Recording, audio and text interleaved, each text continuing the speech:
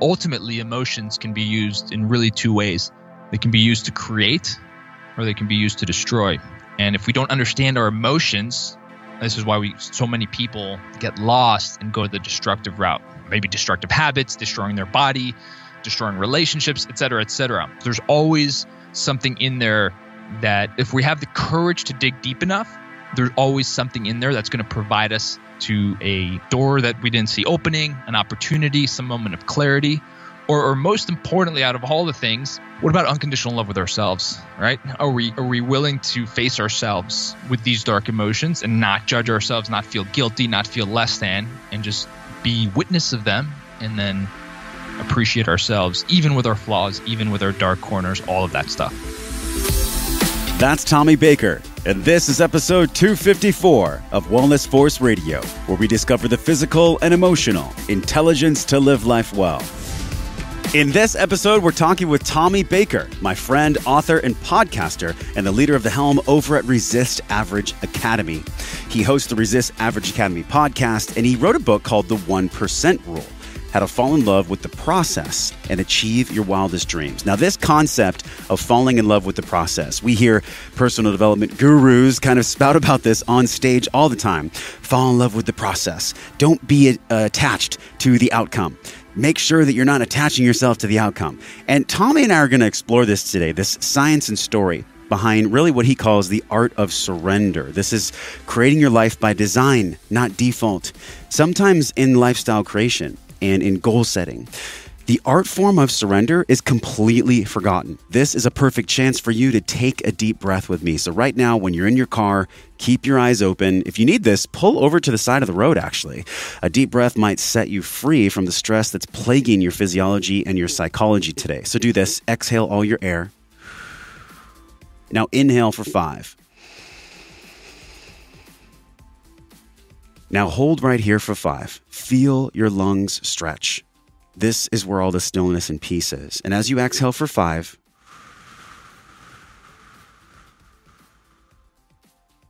hold at the bottom for 5.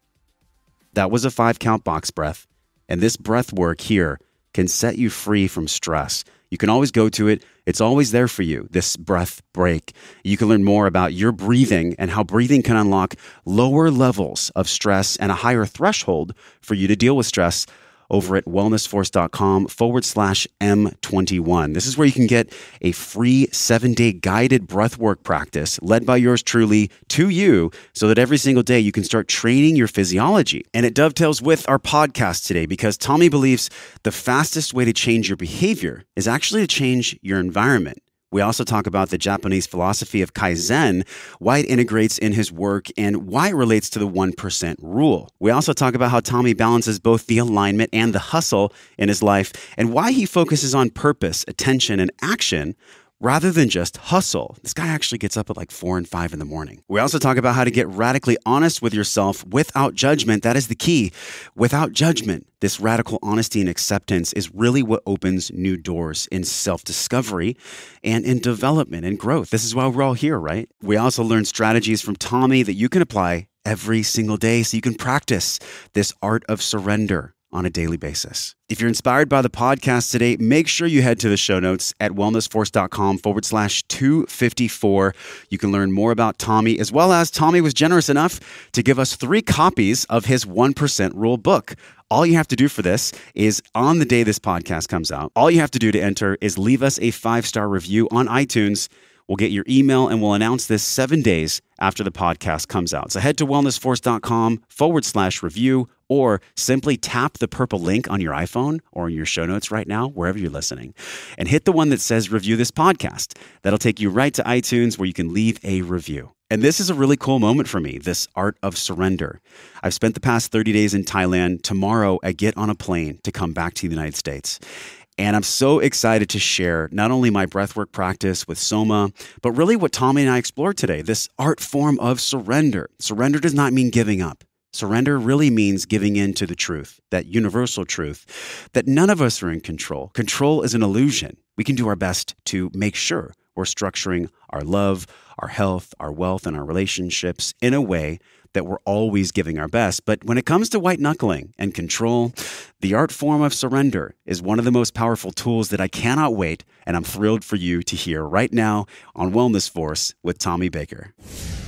My guest today is the founder of the Resist Average Academy and the host of the Resist Average Academy podcast. He's also the author of The 1% Rule, which is a book we're doing a deep dive into today. He's a speaker. He's a coach to entrepreneurs, but he helps them live a life by design, not default. His zone of genius comes in helping people with big visions, reverse engineer that, so they can have success. But really, he admits he doesn't have it all figured out, but he does love the process. Tommy Baker, welcome to Wellness Force. Josh, thank you so much for having me. So excited to be here today. And you do such an incredible job with the podcast. I know that anybody listening out there is the type of person that I want to be associated with. So great work, man. Thank you very much. And I feel the same way about you. You know, I was telling you this before we recorded. I was like, no, I get to share this with our audience. I came across you. I was at Sprouts. I was in line and I'm scrolling through my Instagram and there's this guy, Resist Average Academy. And I just clicked on the button. And there it was. You just finished a workout. You were sweaty. You were on fire. You're like at the top of a mountain with like a sun in the background. And I just got this sense from you, like, this is not the average personal development or speaker. And I followed my intuition. I followed my heart. And I was like, the more I looked into your work, I started following you. I started understanding what you're all about. This 1% rule. Let's dig into that, man. Like, what exactly is the 1% rule? 100%, man. So I talk to so many people over the years and had so many conversations, and me personally, same thing. People who have big ambitions, big dreams, these hits of intuition, like you said, of that they want to do something bigger and bolder. And they get inspired by a vision, and then they get stuck in the how. And what I want to do, because this happened to me when I was going through this, it started as self-preservation. I wanted to create a system to release that pressure, because getting lost in the how does no one good. And so I wanted to find a way to release that immense pressure. We already have so much pressure in our lives, so overwhelmed. And what if we could create a system where today all we had to do to win the day, to move forward towards that vision, to start making it a reality, was move forward 1%. And if we did that long enough, then it was only a matter of time. Then you had this inner confidence, like we talked earlier, where you literally tell yourself it's only a matter of time. And when you do that, what unfolds and the doors that open along the way are just beautiful. This is why I'm stoked to have this conversation with you, because I feel like you operate, when I look at your brand and I see what you're creating, it's like one foot in intelligence of emotions and the other foot in physical and spiritual, because this trifecta, this triangle of spiritual, physical, and really emotional, this is, I believe, the crux of wellness. And so with Wellness Force, we're always exploring this, Tommy. Like, we want to know, what are these high performers, and not only high performers, grounded, inspired leaders really creating from a place of, right? Because it's one thing, we all have seen Gary Vee, and we've seen these people, it's like hustle, hustle, hustle, no matter what. And that made me sick this year. I've shared this with the audience. I'd love for you to talk about the moment in the float tank. You know, you're in New York and you're in a float tank, and where were you in your life then? What happened after that? This is an interesting moment for you. Absolutely. Yeah. No, I was living in Manhattan and also commuting to Connecticut. Had a couple gyms, had really grown these gyms and was deep in what I thought was my passion at the time. And it was for a while, but it started to fade, at least in the vehicle of the passion. So I believe we have a purpose, and then we have a vehicle of delivery for that purpose. And so my vehicle no longer was in perfect alignment. And so I would hear these whispers that there's something else that I have to do. There's somewhere else that I have to go. And one of the things that would come up over and over was this change of environment, but it didn't make any sense. Specifically at that time, I had signed a 5-year lease. I had 14 employees. I mean, I was rooted and grounded, but I chose to listen to some of the voices, and they were coming up persistent over and over again. And so I went inside, man. And one of the practices that I love doing to get clear on these messages is sensory deprivation. It's just called floating. And you're in this tank, you can't see anything, you can't smell anything, and nothing, right? And I just started to get this vision of coming out west, and specifically to Arizona. And I didn't try to analyze it. I didn't try to ask myself why or stack logic or rationalization. I just let it be. And then 6 months later, I landed in Arizona and completely shifted every part of my life. How did you let go of the gym and the staff and the lease? Like, I think this is what really blocks people, is like the how. Did you just trust the intuition and trust the message, or did you get stuck in the how? So when the what, which is the vision, and the why, with the vision is strong enough, the how starts to reveal itself. And so I had no plan. I had no blueprint. I didn't know how I was going to get out of these leases. I didn't know I don't even know what my next iteration of my business would be. I didn't know anyone in Arizona. I'd only been there once.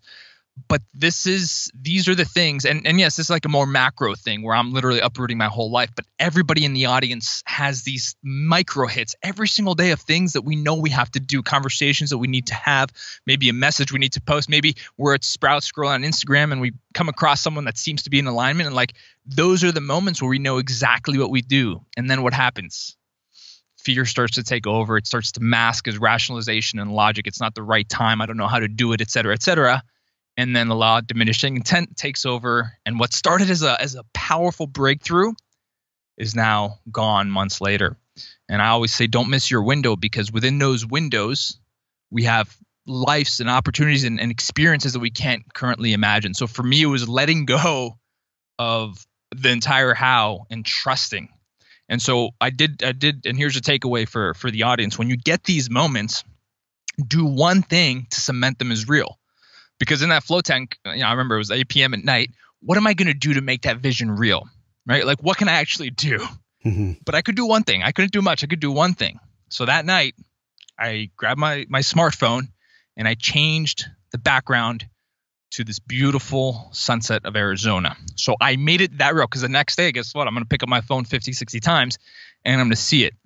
And I'm going to fast forward, because when I came to Arizona 6 months later, I got off the plane. I did my first hike. It was around sunset. I'm hiking down, man, feeling the endorphin rush. Just got to this new place.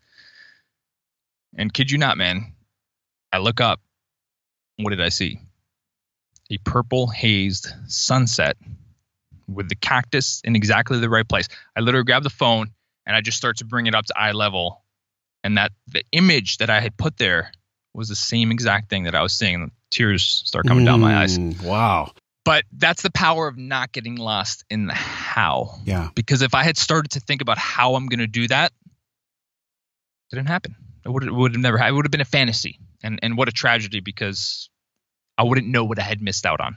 Now, did you meet your current relationship in New York, or is your current relationship a byproduct of you following your intuition out to Arizona?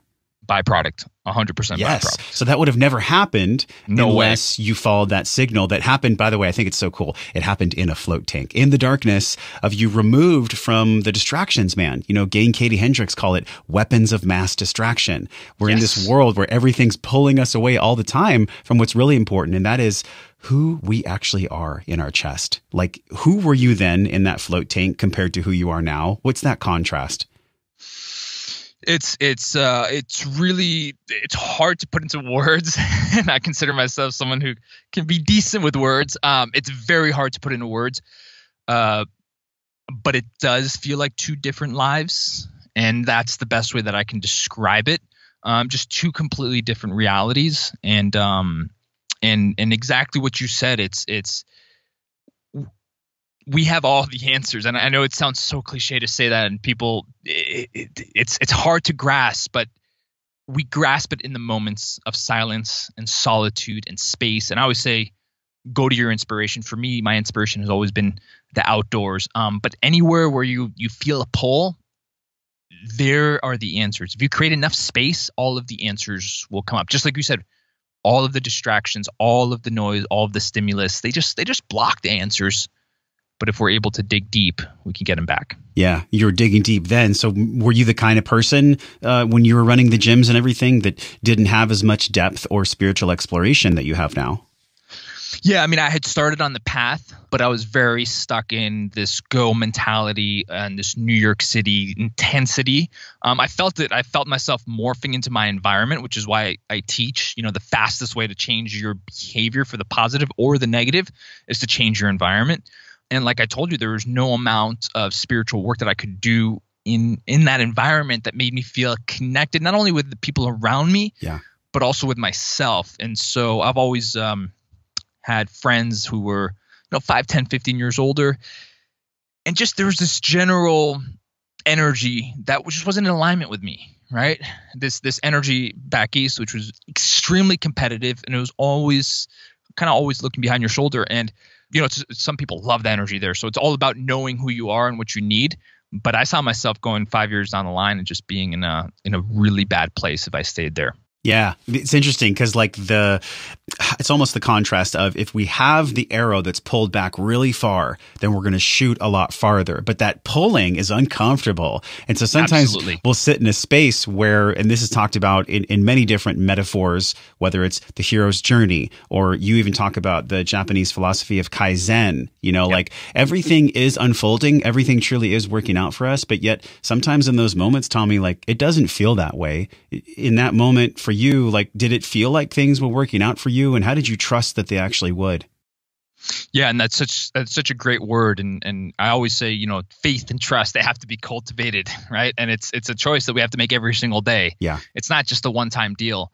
I had practiced the art of listening to my intuition at that point enough to know that the inner wisdom can never be wrong, even if the external circumstances don't necessarily seem like they worked. In other words, we can't connect the dots looking forward, right? We can only connect them looking back. Yeah. And so often, and this is what I teach, but often if you listen to your intuition, you do something, you don't get a result that you wanted. Sometimes that in itself is the greatest thing to happen to you, because a door opens that would have never been there prior. So it takes tremendous faith and tremendous trust. And I just knew it was going to work out. Going back to this inner confidence, I always told myself, if I create this radical shift and I give myself a shot, what's the worst that could happen? I have a great story to come back with. Now, do I want to experience the quote unquote failure that comes with that? No, of course not. But the downside is still an incredible story, and the upside is something that I can't imagine. What is this Japanese philosophy, this Kaizen? How does that relate to the 1%? Because I've seen you post a lot of stuff from Alan Watts, who I love. I listen to Alan Watts in the shower all the time, and Lao Tzu, and these great masters that I think you and I both have a shared energy and a shared passion for. I had never heard of this Kaizen. What is that? How did you come up with that for the book? Yeah, I love that. It's a Japanese philosophy that really is about embodying daily continuous improvement. And it's just very much in line with the 1%. And if we do that, if we control what we can control, right, and just move forward just a little bit every single day, then we look back and the results are unimaginable. And you and I know this won't sell out seminars. It doesn't sell out big conference rooms. Yeah. But this is what creates long-term, enduring results. And so that focus on the process, that focus on just releasing the pressure, being just a little bit better today, physically, mentally, emotionally, and spiritually. To me, that's everything. And you look back, and the results that come from the compounding of that and the consistency with that are unimaginable. I think it's easy for people to hear you and be like, this guy's got inspiration flowing through his veins, but it was not always like that. You actually talked about in your book, you said, I used to be a personal development program hopper. 100%. Can you tell us about that? Because it's so easy. I live here in Encinitas, and a lot of people get stuck in wanting to go to the next seminar without breathing and embodying the lessons. Where were you then? What does that mean to you to be a personal development program hopper? Can you tell us that story? Well, possibility is addicting, right? Setting big dreams and visions feels amazing. It's a dopamine rush. What happens to our brain chemistry is really it's really what I consider like a high, right? And so what I found, and I got sucked into it because I remember being at an event in Houston, Texas. 7 days, we would start at 7 a.m. and we would finish at 1 a.m. And it was nonstop. It was one of my first mentors. His name is Dr. John DeMartini. Never seen a guy. He drank 2 glasses of water and the strawberries, and he was good. And same energy in the morning, same energy. He's incredible. I've seen him before. Yeah. So after 7 days, I couldn't move. I felt like I had the flu because it's just information and overload. And I remember being at lunch on the last day, and we're talking. We're like, okay, what are we going to do with this? And the whole table was saying how they're going to the next event in a couple days, and then they got another one, and I'm like, oh my God, I can't even breathe. I don't even know what I'm going to do with this, right? And so, but I started to fall into that same trap where it was the seeking of that high of, hey, I'm gonna create a radical shift here. I'm gonna do this with my business, with my physicality. But then what happens after, right? And there's this missing link. And I started to become that person. So I could say all of the things that I can do now, but they had no foundation, right? Yeah. And I wasn't seeing the results that I knew mentally like I could create, but there was a missing link. And that's where falling in love with the process is crucial, because it doesn't matter how inspired you are with anything, with big, bold missions, businesses that you want to create, the way that you want to feel physically, there are going to be so many days that you don't necessarily emotionally feel like doing it. And this is why I love your show, because you talk, I always say all transformation is emotional. So whether you're looking to lose 10 pounds or, make $10,000 in your business, you're gonna have that emotional battle that comes with getting uncomfortable and change. And that was a big thing that was missing from these programs, or the insights that I didn't get was like, I'd come home from the programs inspired, excited, and then I'd have, I always say expansion requires contraction. So I'd be really expanded, and then I'd have this contraction period where I'd feel worse, and then I wouldn't really have anything to show for it after that. So in other words, I was relying to feel the dopamine hit to actually move forward. And what I realized was that it was reverse, that if you actually move forward today and you do some purposeful work today, even if it's small, you actually create this much more enduring feeling. That it's not this crazy high of dopamine, but it's much more rooted and powerful, because you're actually moving towards your dreams, and nothing it feels as good as progress, even just a little bit. I love this because the sustainability aspect to development, I think, as I mentioned earlier, it's so easy, especially I worry sometimes, or I'm cautious to share anyone's stuff like Gary Vee's, because we have some kids that are like 18, 19 years old, and they get sucked into this hustle mentality. And don't get me wrong, like hustling is a part of growth, yet it's not the entire thing. How have you balanced this in creating Resist Average Academy, coming from this background where you're probably in the gym 10, 12 hours a day, running, doing the hustle? There was something inside of you that called you out west. And how has that unfolded for you now? In other words, how do you balance the alignment and the hustle? 100%, man. And I love it, because I say I wake up at 4 a.m., but I don't hustle. So I believe if you're hustling, if you're quote unquote hustling 16 hours a day, you got a big lack of focus, and you're probably spending a lot of time in distraction. And so, for me, I love both sides of the spectrum, meaning, and I don't even call it hustle, because hustle, just the word, produces stress, produces cortisol, and makes you feel if you're not doing it, you're missing out on something. Can we please make 2019 the year of where hustle dies? Can we use another word instead of hustle? It's so exhausting. 100%. So my words are purposeful, intentional action. And so for me, the reason I say I wake up at 4 a.m. and I don't hustle is because I believe when you're clear about your vision and you've reverse engineered how to get there, and you're taking purposeful, intentional action along the way, it's actually quite peaceful. It's not, to me, it's not this intense friction. It's not that difficult. There's a simplicity, there's an ease, there's states of flow that you get to experience that are much more those are the states that we should be chasing. For me, my version of success does not look like 16 hours a day. And I don't believe that you need that to create anything special, even a thriving business. So for me, I operate on both ends of the spectrum. A lot of purposeful, focused, disciplined, structured routine work, which may be called hustle to some people and look like hustle on the outside. And then big open spaces of white space, regeneration, reconnection, solitude, quiet, nature, conversation, all of that stuff. Here's where most people miss out. They live in the middle. Right? They live in the middle of all of that. So they don't have the purposeful, intentional action. So their dreams aren't coming to life fast enough. And they don't have the white space to get the breakthroughs, the clarity, the regeneration, all of the stuff that happens in that spot. And they're stuck in this middle ground. And to me, that's where dreams really, go to die. Oh man, I'm feeling this in my chest right now. I'll just share quickly because this conversation is about spotlighting you. However, my story is a small mirror of what you're talking about. Absolutely. Because I can remember being at, I was a trainer for 10 years in like 10,000 sessions with clients and plus, just, it was awesome. But it was also like, I knew it was done. And I got to this place where I didn't know what I wanted to do. And I almost was in this space where David Dita describes, I was in between my layers of purpose. Yes. And I felt stuck. I felt so just trapped. And I literally felt it like almost like there was an elephant standing on my chest.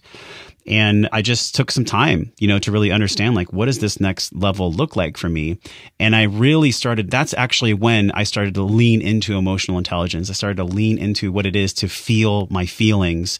How has that unfolded for you? Because as men in our society, whether it's business or relationships or health, feeling the feeling is where all the juice and the directions exist. It's not just in the doing. I'm curious for you as a man in relationship and a man with a business, how do you go to the feeling and let that guide you? 100%. And the feeling is everything. And early on, I used to buy into this kind of like positive psychology spin, right? And I used to feel less than if I wasn't feeling amazing all the time. And then I discovered the truth that we're here having a human experience, and the human experience of emotion is the entire spectrum. And I stopped labeling if I felt sad, fearful, depressive-like qualities, or whatever lower states. I did exactly what you said. Instead of running away from them, instead of distracting myself through sports, media, gossip, TV, whatever it may be, working more, right? I actually honored myself enough to feel those things. Because within those, there are gifts, there are breakthroughs, there are moments of clarity. Like Joseph Campbell says, the cave you fear holds the treasure you seek, right? And so I started to do the work, the inner work, which we discussed early on with the gratitude, of just allowing those feelings to, be part of my experience and feeling them through, and then using them as leverage, because I believe ultimately emotions can be used in really two ways. They can be used to create, or they can be used to destroy.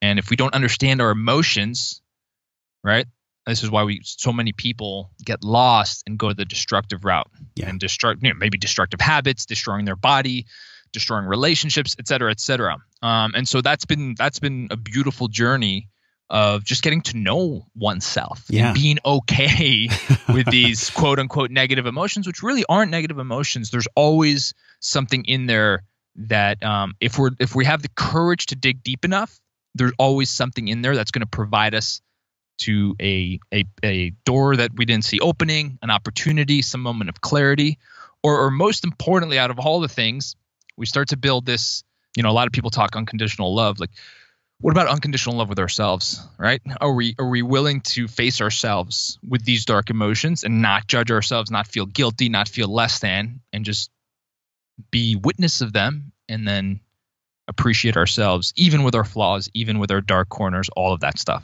Yes. And that is like at the depth of our conversation, man, because so many times we've talked about mirror work. It's in psychology where someone will have a depressed image of their body and they won't be happy with maybe they're overweight or they don't like their hair, their nose, whatever it is. This podcast is brought to you by Organifi. Tommy and I are talking so much today about the art form of surrender and these strategies on how to set up your environment to win. Well, guess what? If your environment is stacked with chips and cookies and cakes and all these things that are going to defeat the monkey mind, you are not going to succeed. And that is the ultimate brutal truth, isn't it? But the other side of the coin is that the universal truth we all share is if our environment is stacked in our favor, we have healthy micronutrients, we have healthy foods in our work, in our home space, in our car, we're going to be so much more likely to succeed. You can do this right now today for actually less than a few bucks a day. Less than what you might spend on a Frappuccino with heavy foam at Starbucks. You can do this through Organifi, the red, green, gold. It's a 24-hour system. This is going to give your micronutrients delivery deep into the mitochondria, the AKA powerhouse of our cell. This is where we get all of our energy. So if you've been feeling like you need more energy, this is a unique opportunity for you. Test drive Organifi over at Organifi.com/wellness force. If you decide to pick up a multiple recurring order, you're going to save the most money and you get 20% off the big 2-0 discount at Organifi.com/Wellness Force. Just use code Wellness Force at checkout over at Organifi.com/Wellness Force to get more energy so you can show up for the people and the things that you actually care about instead of just pounding coffee that makes you more tired and doesn't make you sleep very well either. Let's get back to Tommy and talk about this art form of stacking the environment for you to win in your favor and the art form of surrender. This fear response that elicits when the internal narrative goes to self-deprecation and I'm not good enough and things like this. Have you dealt with entrepreneurs specifically that in a way, it's almost the hatred of themselves is what drives their success in business? And then how do they transcend that? You know what I mean? I mean, achievement often comes from feeling some type of lack, right? And so I deal with this all the time. I've dealt with entrepreneurs who were not only building massive businesses, but doing Ironmans and stuff like that. And exactly what you talked about, like they were fueled by something that was quite uncomfortable and quite dark, right? And so, to me, that's not a long-term prescription of sustainability, but also just at the end of the day, I mean, we all just want to feel inner peace too. We want to feel peace and freedom, right? And so that model, I believe, has a shelf life. And so, what we do in that circumstance is really start to unpack what's going on underneath and find ways to be pulled by something that doesn't always have to rely from that dark place. That we can actually go after something already feeling whole, not trying to get something externally to patch something up that we feel like we're missing. And then when we get to that place, our external markers of success, they no longer own us. They're not who we are. They're just a representation of the value that we're creating inside. Because otherwise what happens? It's never enough. And each level, we just feel a little bit more hollow and disappointed because we thought that level was going to patch that up. So I definitely do that, and it's a dance. It's a dance, understanding that. What has been the thread of victory, or what's a way that, and obviously you can't share names of people you've worked with, but when you saw someone who was operating in that kind of self-hatred space, what did that look like for them to transcend so that the business was more sustainable and it was coming from a place of faith? So specifically with the men that I worked with or will continue to work with, step one is just getting honest. Like how simple does that sound when we talk about it, but how rare is that, especially for men? Just getting honest, going back to how we feel, and we bottle these things up and we use them as fuel to drive our ambition. But when was the last time we had a real conversation about how we're feeling on our path? See, what I noticed is that achievement wasn't correlated with fulfillment, right? And so to me, that's such a broken model, right? Especially because everybody's telling you that you should be feeling amazing because you're achieving all of these things, yet deep down you feel like something is empty and missing. So it's always about the inner work, right? And just starting super simple, like being able to express in a conversation in a shared space that is built on trust what we're really feeling. And even just that expression, it's like, a weight vest just went off our shoulders because we were able to express that. Man, the fitness industry, this is very prevalent where myself, I lost 80 pounds and that's why I became a trainer. And I think a lot of people go through the darkness in order to be somewhat of a light worker that shines light on other people. And that inner exploration of the darkness, like you said, maybe the first step for everyone, man, woman, whoever you are, is like taking the breath and just being honest. It's so fascinating to me how sometimes the honesty is the most simple tool, yet it's not that easy. How do you see that unfolding with people in health specifically? Like you're a very big health proponent.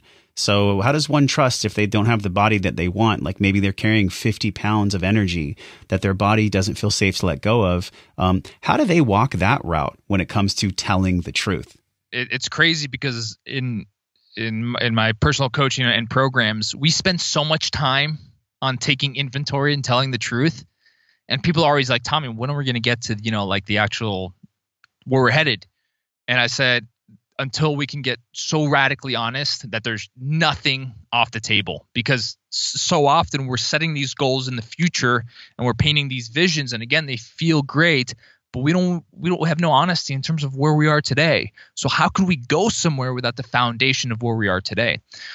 So for example, in terms of the health, yeah, it's like it's being willing and honest to look at our current circumstance and dig deep into those feelings of what that's creating for us on a daily micro basis, right? About how we pass the mirror and we wash our hands. We can't even hold eye contact for a moment with us because we feel we hate what we see, right? And how does that affect us in relationship? How does that affect us in business? How does it affect us with our confidence, right? And so getting brutally honest, and it's not about judgment at all. That's the great thing. It's actually, to me, radical honesty is just a form of appreciation. Because if we're willing to look in the mirror figuratively and metaphorically, then that's when we can create transformation.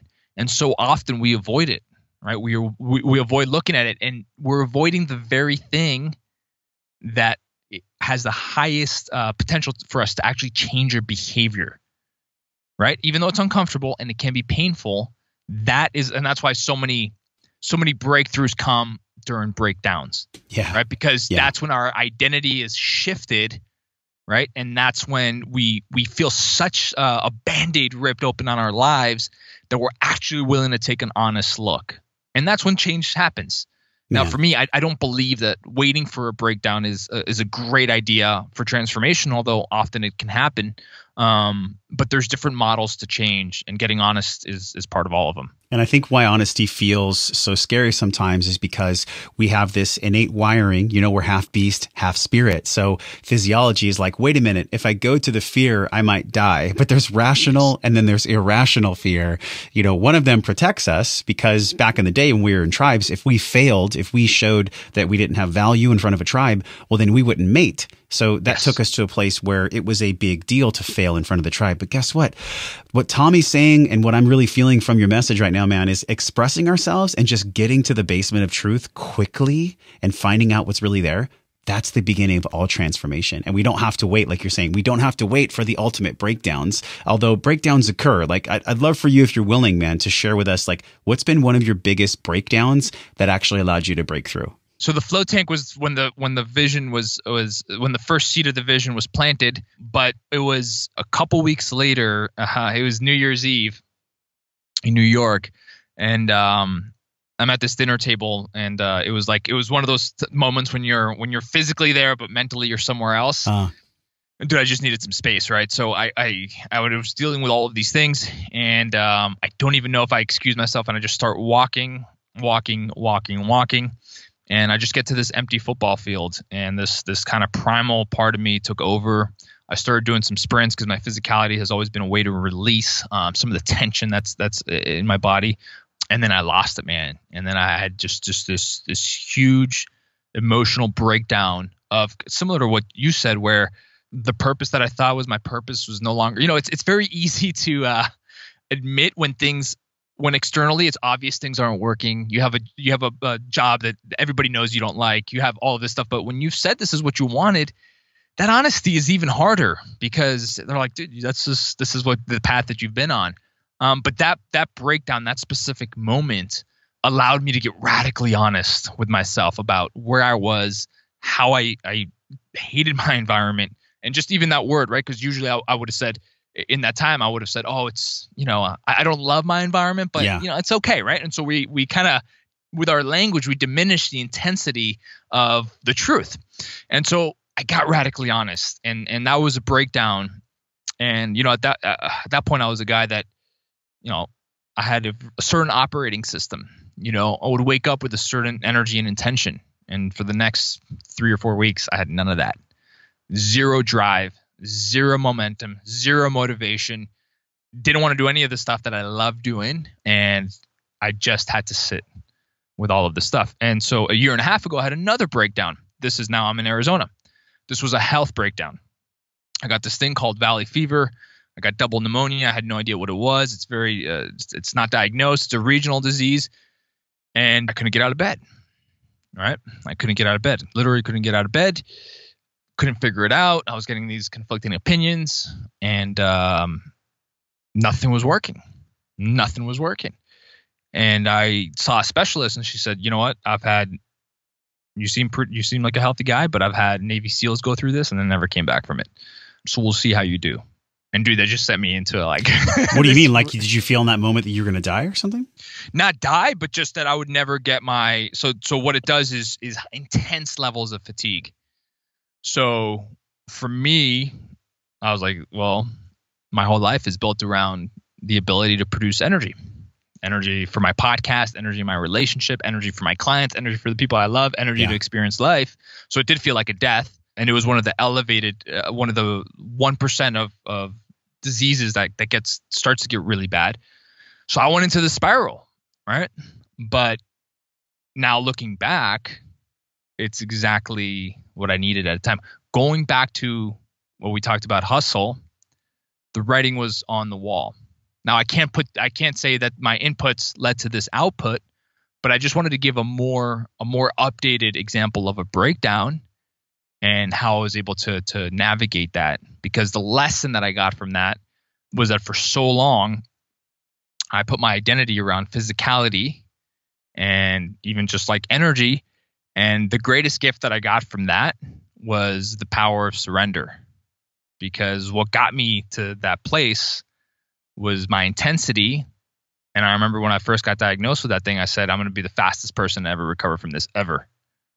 Like, right, my ego talking again. Sure. Yeah. The very thing that got you there is telling you how it's going to get you out. It's like, hold on.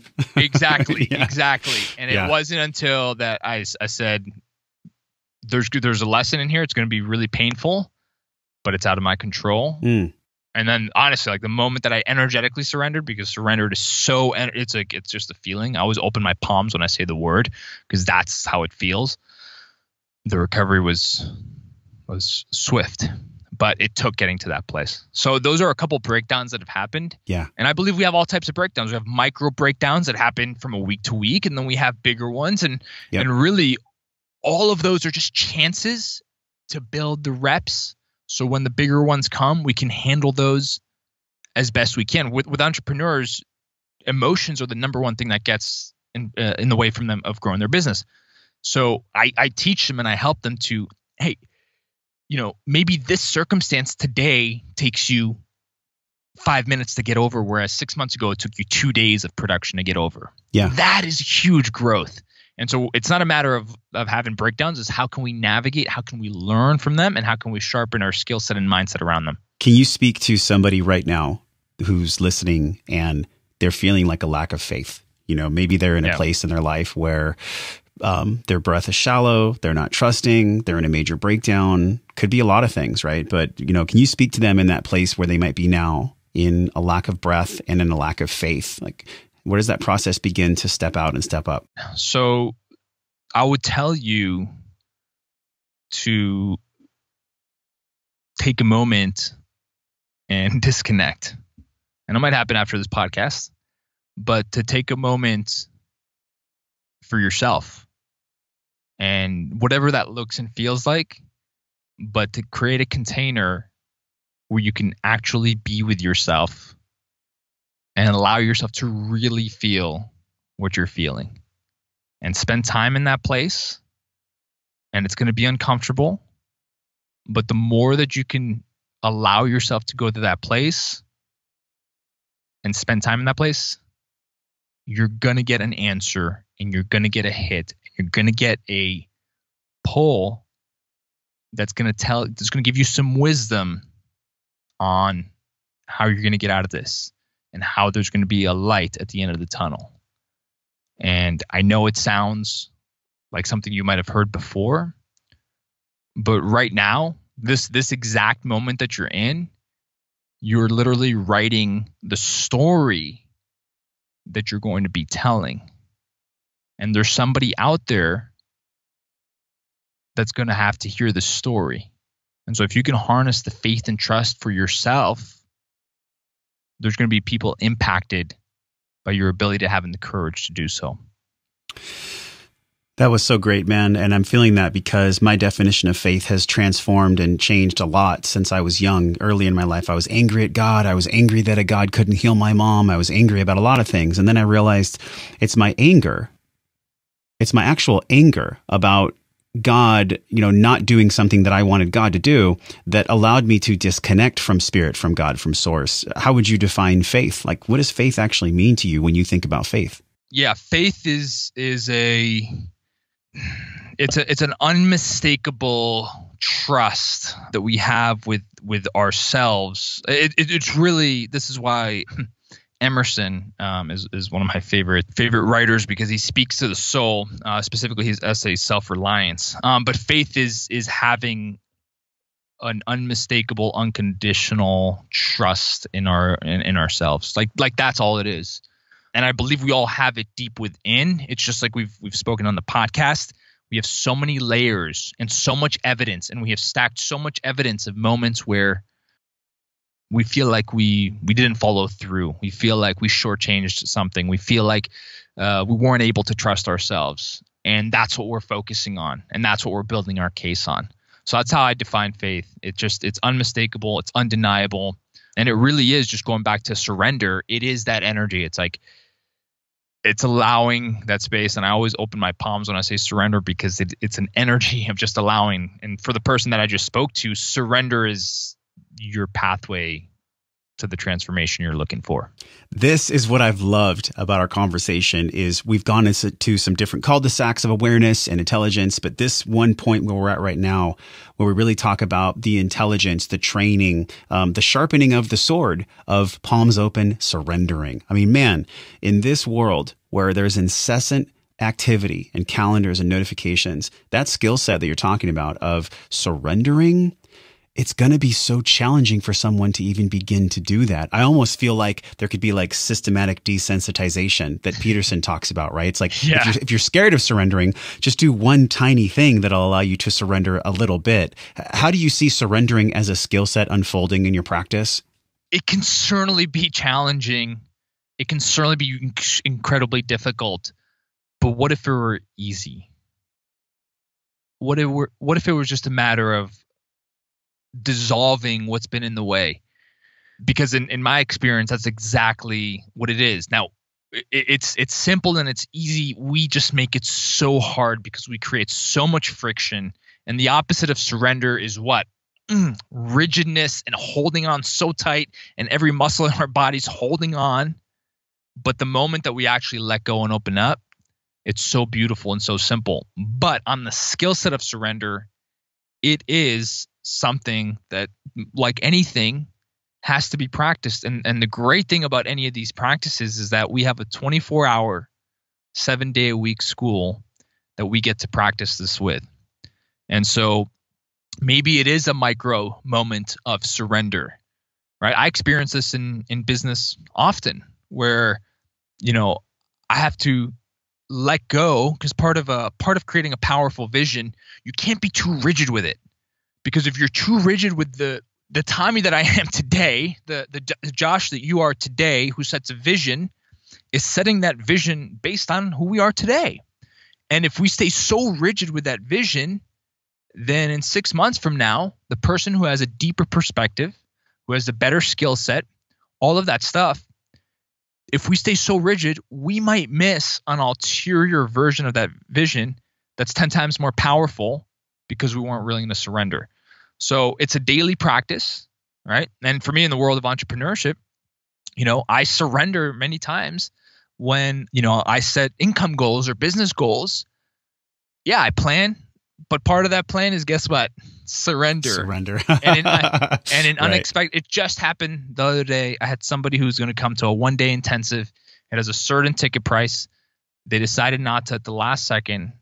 That same day, just by letting go and not being so forceful, not being so rigid, not allowing that to stress me out, I had an email about a speaking engagement for the same exact ticket price. Now, is that just a random occurrence?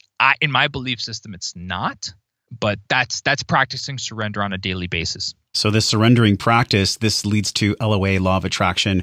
We've had many people on the show talk about law of attraction, but I'm curious for you, there is this embodiment, as we talked about, of intelligence, like the gathering, the application, the embodiment.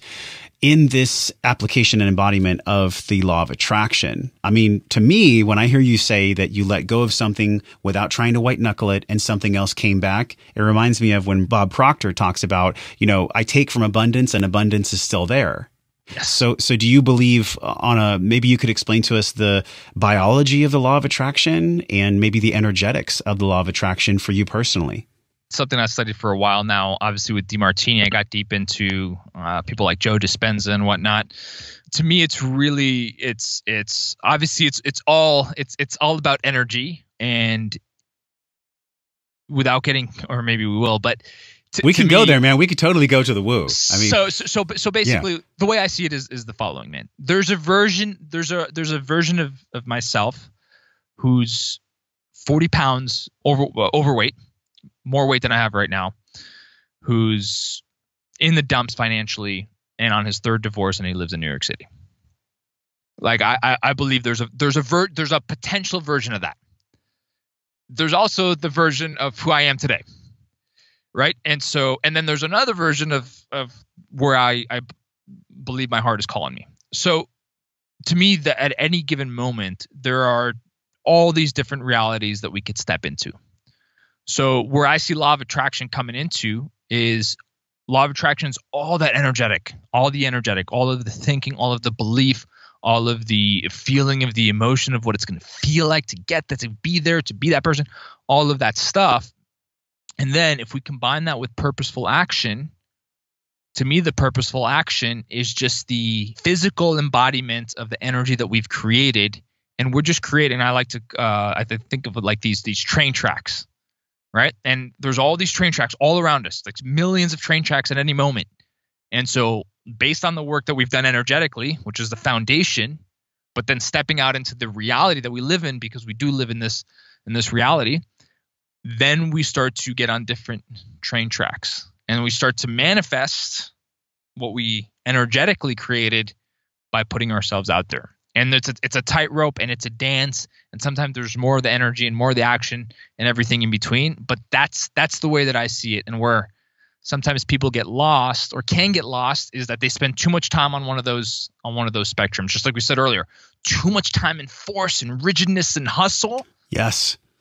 Or we've met these people. I know I have so much time in the energetics, and they're not in the place where they necessarily want to be. And they might be feeling amazing, but they're not creating the external results that they want to create. So I believe it's a dance and a balance between those two. Do you think the law of attraction is almost like an antenna or a beacon that what we send out comes back? Absolutely. Absolutely.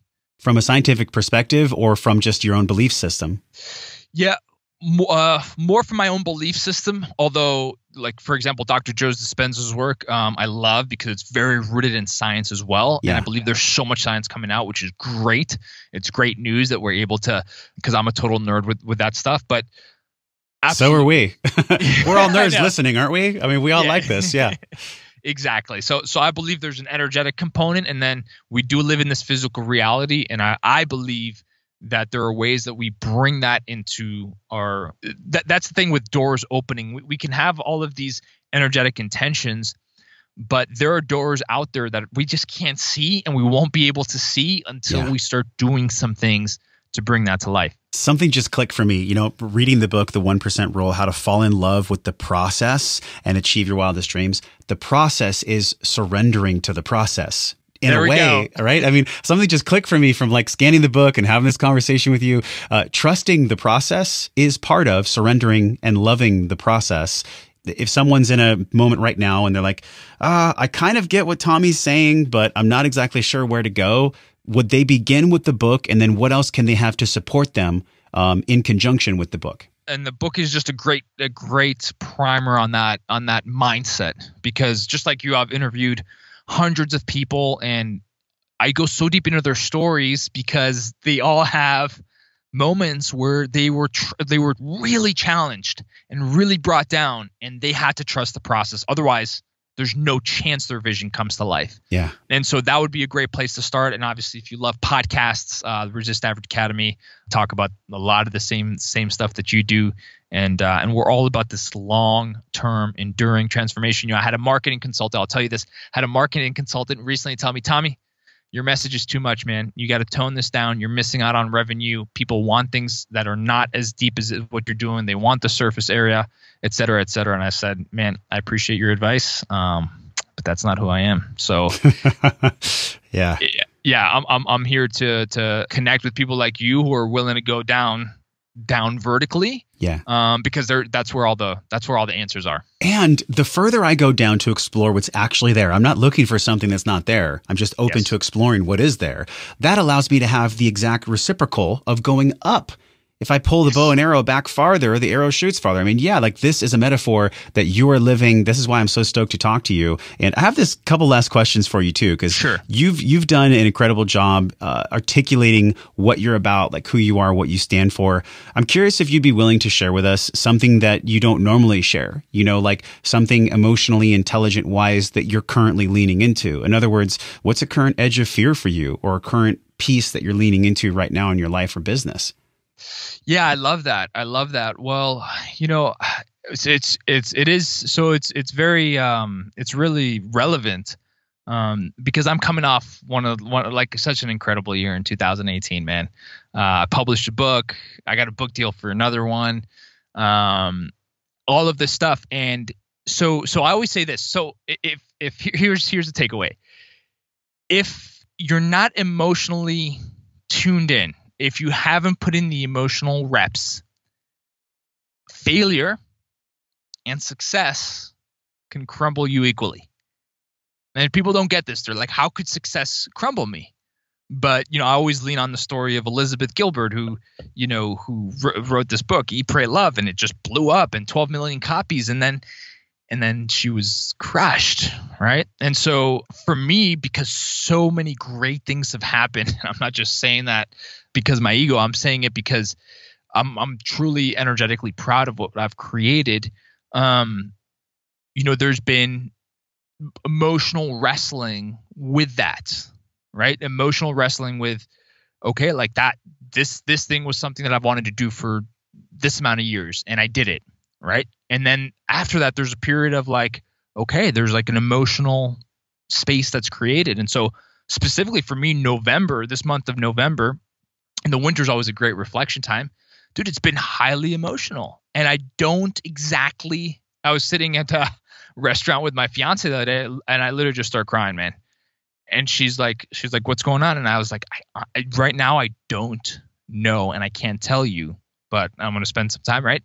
And so I've had one of those months that it's like, it's much more emotional than usual. And guess what? That's totally beautiful. And right now, I don't even have the answers to share with what that may be. And sometimes we won't have the answers to logically analyze things, but I've been going through that, and it's been an emotional month. And guess what? To me, that's beautiful, because an emotional month or a month that's full of achievement or anything in between, hey, dude, that's the human experience, which is pretty cool. I like you, man. I like the way your brain works. I like what you've said today on the show. I know that people have taken many deep breaths. I trust that you've taken deep breaths listening to Tommy and myself. Tommy, I got this last question for you. And with all the exploration that you've done, and with just the truth that you just poured on us right now, like, how do you see wellness? What is your definition of wellness? How do you see wellness in your life? So I see wellness as the convergence of physical, mental, emotional, and spiritual energy working in unison to provide levels of fulfillment, and then stepping out into the world and providing value through that fulfillment. And when we can put all those ingredients together, because if you're missing one of those, you might as well be missing all. That to me is the ultimate definition of wellness. And what you're doing with the podcast, helping so many people get to that place and ask the tough questions and get to a place where physically they're on fire, but emotionally they're on fire and they're feeling confident, dude. Like the impact, the ripple effect of that, is endless. I know the men and the women listening are feeling the energy, because I'm feeling it too in my throat, in my chest, in my solar plexus, and I'm visualizing what someone can do right now when they put down this phone. Before we say goodbye, can you speak to them? Can you speak to them about this resisting average concept before we say goodbye? The one thing that you can do is to release what's been up to this point.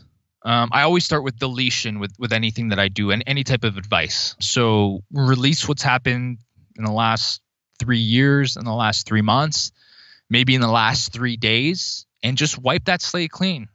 And anything that you feel is negative, that's not who you are. And anything that you feel is positive, well, we're gonna start fresh. And you have a blank canvas to start from.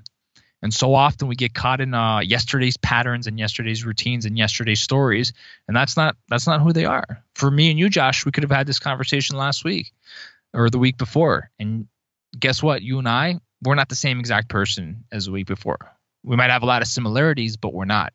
And so for somebody out there, understand that's your leverage point that you can create from a blank canvas, and it's up to you to decide exactly what's going to go in there. Tommy Baker, thank you for coming on the show, man. Just a deep breath, honoring what you're creating, not in just development of the human, but in wellness. You know, there's a clear feedback signal between personal development and wellness. In my opinion, they're on the same track as you talked about with your metaphor. So just honoring the work you do, man, this explosion of energy that people feel from you, but also your heart. I think we all really felt your heart today. So thanks for coming on the show. Means the world, man. And I'm here to support your mission as long as I can, man. Thank you.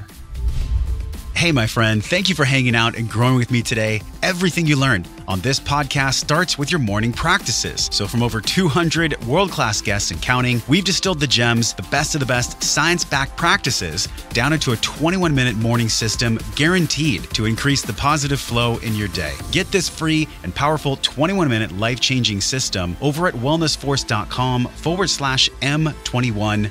If you enjoyed this episode, tap your phone, share it with someone you care about, because that is how we all get better together. Supporting the show is easy. Leave us a 5-star review right now from your phone. It helps us reach other smart and conscious people like you. Either tap your phone and hit the link in purple that says review this podcast, or go to wellnessforce.com/review. And this show doesn't stop here. We're continuing the discovering process in our private Facebook group. You can be a part of it. All you have to do is go to wellnessforce.com/group, and I'll welcome you at the door. Okay, now you get to go out into your world and live your life well. So until I see you again real soon, I'm wishing you love and wellness